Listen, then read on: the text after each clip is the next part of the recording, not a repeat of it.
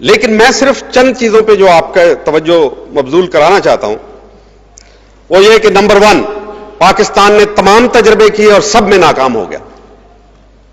ہر تجربہ ہمارا ناکام ہو گیا اور یہی ہمارا سب سے بڑا اثاثہ ہے، کیونکہ ہم نے ہر دروازہ کھٹکھٹایا اور سب کو بند پایا. اب جس کو ہم نے کھولنا ہے اس طرف ہمیں جانا پڑے گا. یہی ہے وہ راستہ ہمارے لیے. اب راستہ کوئی بچا نہیں ہے. اگر یہ حکومت سمجھتی ہے یا اس سے پہلی حکومتیں یا جو آنے والے لوگ جو آنکھیں جمائے بیٹھے ہیں کہ ہم آ جائیں، ہمیں اقتدار مل جائے، اگر وہ سمجھتے ہیں کہ کوئی اور نظام چلا کے یہاں پہ معاملات ٹھیک ہوں گے تو یہ نہیں ہوگا. آپ نے کیپٹلسٹ اکانومی آزمائی، آج مارکیٹ اکانومی کے دھکے کھا رہے ہیں. آپ نے سوشلسٹ اکانومی دیکھی، آپ نے مکسڈ اکانومی دیکھی، آپ نے پریزیڈنشل فارم آف گورنمنٹ دیکھا، آپ نے مارشل لاز دیکھے مختلف نوعیتوں کے، آپ نے کنٹرول جمہوریت دیکھی، آپ نے پارلیمنٹری فارم دیکھی، آپ نے پریزیڈنشل فارم آف گورنمنٹ دیکھی. کون سی چیز ہے جو چھوٹے سے تھوڑے سے عرصے میں پاکستان نے نہیں آزمائی؟ ہر ایک چیز آپ آزما چکے ماں سوائے اس چیز کے جس کے لیے آپ پیدا ہوئے تھے. تو اب تو وقت آ گیا ہے کہ اس کو آزمانے کا. ایک تو ناکامیاں جو ہیں وہ بذات خود آپ کو دھکیل رہی ہیں اس طرف، اور اب آپ کے پاس کوئی راستہ بھی نہیں رہ گیا. دوسری بات یہ ہے کہ اگر آپ نظام لاتے ہیں تو پھر جو مقابلہ ہوگا اس کے لیے اللہ تعالیٰ نے آپ کو مسلح کر دیا ہے. جذبہ جہاد آپ کا بیدار ہے، ایک اچھی فوج آپ کے سامنے موجود ہے، آپ کے ہاتھ میں موجود ہے، ایک قوم موجود ہے جو اس راستے پہ چلنا چاہتی ہے، نیوکلیر صلاحیت آپ کے پاس موجود ہے، پشت پہ آپ کے اسلامی افغانستان موجود ہے، اس سے آگے ایران کا ریولوشن آ چکا ہوا ہے اور وہاں بھی جذبہ اسلامی موجود ہے. کچھ اگر تھوڑی بہت آپس میں مس انڈرسٹینڈنگ ہے تو وہ بھی دور ہو جائیں گی. اور پھر دیکھیں یہاں پہ کہ آپ کے ارد گرد تحریکیں چل رہی ہیں. تو چنانچہ پاکستان کو کرنا کیا ہے؟ ساری چیزیں مکمل ہیں. ایک غلط فیصلہ ہوا 1992 اکتوبر میں، سپریم کورٹ کے 5 ججز نے ایک فیصلہ دیا کہ آئین کی تمام شقیں برابر ہیں. یہ ایک مقدمہ لے کے گئے تھے ہمارے کچھ دوست 1992 اکتوبر میں کہ قرآن و سنت کو سپریم لا قرار دیا جائے. آرٹیکل 2A جو ہے قرارداد مقاصد وہ سپیریئر ہے باقی، تاکہ دوسرے اس کے تابع ہو جائیں. تو وہ کہا گیا نہیں جناب، Anglo Saxon interpretation of law یہ ہے، کانسٹیٹیوشنل انٹرپریٹیشن، کہ تمام شقیں جو ہیں ان کی مساوی حیثیت ہے، اور یہیں پہ بیڑا غرق ہو گیا. آج آپ کے پاس وقت ہے. جنرل پرویز مشرف کو سپریم کورٹ نے اجازت دی ہے کہ وہ آئین میں ترمیم کر سکتے ہیں.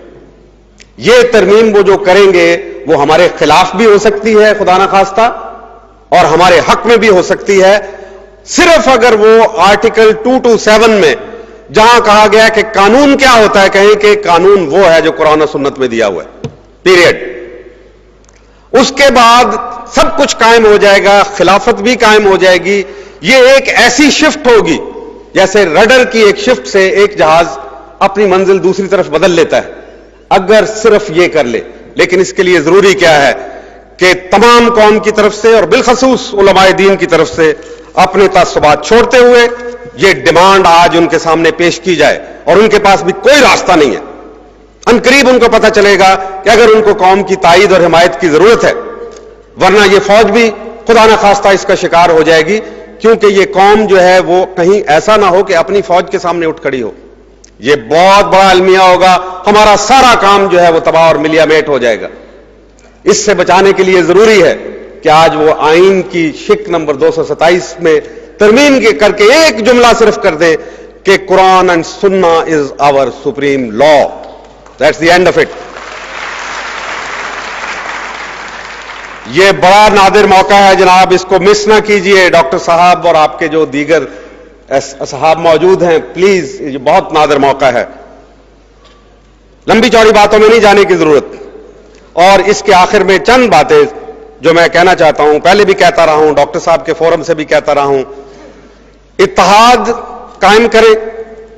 اگر ہماری منزل صرف اسلام آباد نہیں ہے، اسلام ہماری منزل ہے، تو پھر ہم الگ الگ راستوں پہ کیوں چل رہے ہیں؟ اگر تو منزل اسلام آباد ہے پھر تو سمجھ میں آتی ہے کہ کئی راستے اسلام آباد کو جاتے ہیں، لیکن اسلام کو تو صرف ایک ہی راستہ جاتا ہے، پھر ہم سب چل کے مل کے کیوں نہیں چلتے اس پہ؟ دوسرا جہاد ہم نے نہیں چھوڑنا. یہ بہت سارا زور پڑ رہا ہے جہاد کے لیے. ہماری دو چیزوں سے ان کو اب تکلیف پہنچ رہی ہے، ہمارا جہاد اور ہماری نیوکلیئر صلاحیت. تیسری چیز نیوکلیئر صلاحیت. خدا را اگر جب بھی آپ نے نظام لگانا ہو، آپ کو ایک پاورفل ڈیٹرنٹ کی ضرورت ہے، کیونکہ اس ڈیٹرنٹ کے ذریعے سے آپ ایک ڈائلاگ کھول سکیں گے.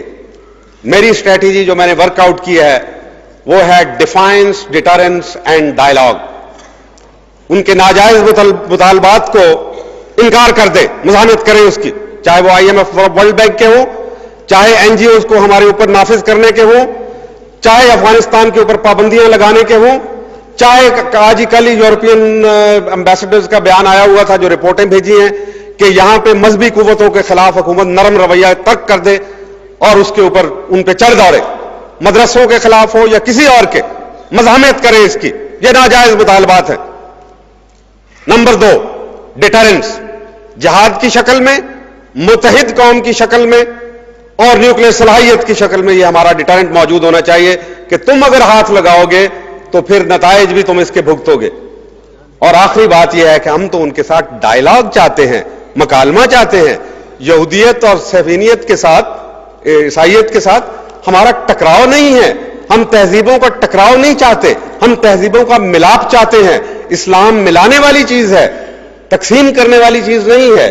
لہٰذا ہمارے ساتھ مکالمہ کرو، جیسا کہ اللہ تعالیٰ نے خود فرمایا، آؤ نا اس کلمے کی طرف جو ہم سب کے درمیان مشترک ہے.